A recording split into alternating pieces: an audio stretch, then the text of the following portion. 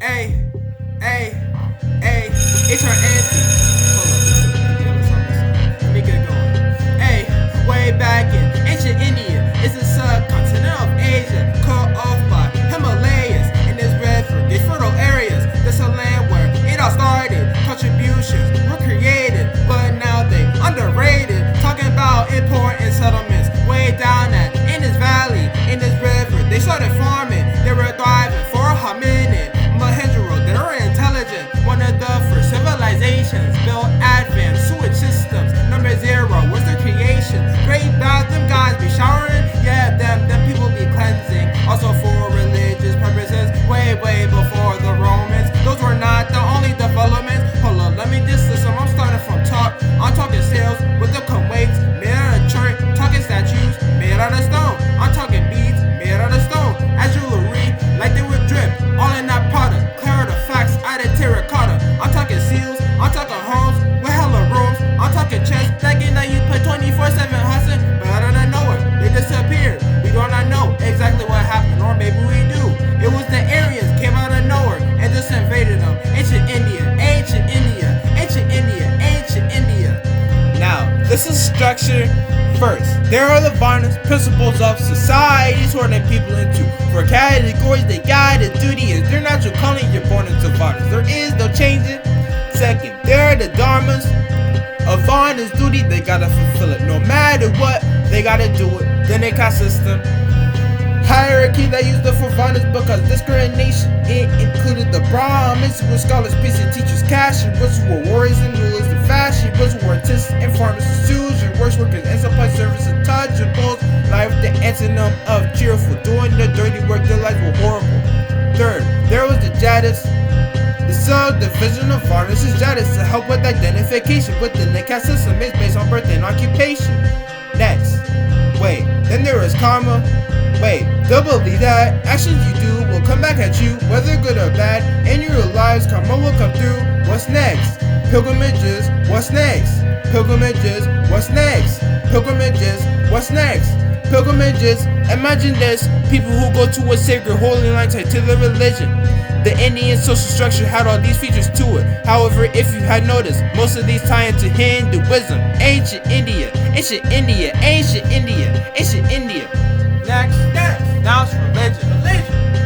Hinduism, the most influential religion inside modern India. It doesn't have a creator. It was the Aryans, a group of Indo-Europeans who brought in the religious beliefs. But how do we know this concrete? Because of the Vedas, a series of 4 texts written in Sanskrit. It was passed down orally. They believe in monoism. The Brahmin, more precisely, is the belief that everything comes from a singular origin. Ocean is the Hindu word for enlightenment, just so you get it. By the way, speaking of enlightenment, let me tell you some things about Buddhism. It came from the Buddha, his name was Siddhartha. It's based off his teaching. You know it is crazy, even as an infant. He was walking and talking. You could even call him Buddha's baby. He was born in Nepal. He saw the 4 sights. It didn't like him at all. So at 29, he left his life behind to terminate suffering. So people could truly live peacefully. Just found a tree, meditated under it. Calm as can be for 49 days. For 49 days! And that was the place where he achieved enlightenment. Now, how to end suffering? The 4 noble truths followed the middle path between pleasure and pain. Thus, the advent of Buddhism. Now, have you noticed again the true religion shared trace? I'm talking enlightenment, talking meditation, talking about karma. Both made inside ancient India. Last reincarnation. When you will die, you will be reborn with no recollection of past experiences. Ancient India, ancient India, ancient India, ancient India, ancient India, ancient India, ancient India. Look, I know I threw 1,000 things at you. So I made you with timelines so your brain don't melt into glue. 45,000 BCE peeps at the Indus Valley. 30,000 BCE dudes at the Ganges come joining. 27,000 BCE Mohenjo's invited. 19,000 BCE civilizations just vanished. 2nd millennium BCE Aryans invaded. 15,000 BCE the Vedic period begins. Medieval period Hinduism begins to start thriving. 56300 BCE Siddhartha was just dropped in. At 29 Siddhartha went age of 35, Siddhartha achieved enlightenment. 26900 BCE, Ashoka began ruling the Mauryan Empire, named straight after his grandfather. In his younger days, he had been cool and nicknamed Ashoka. It meant Ashoka the fierce, he must had a scary aura.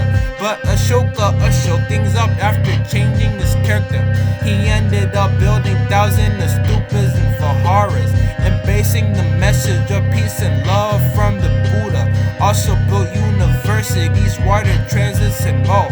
Ashoka made carvings into walls, pillars called edicts, all to promote the message of the great Buddhists.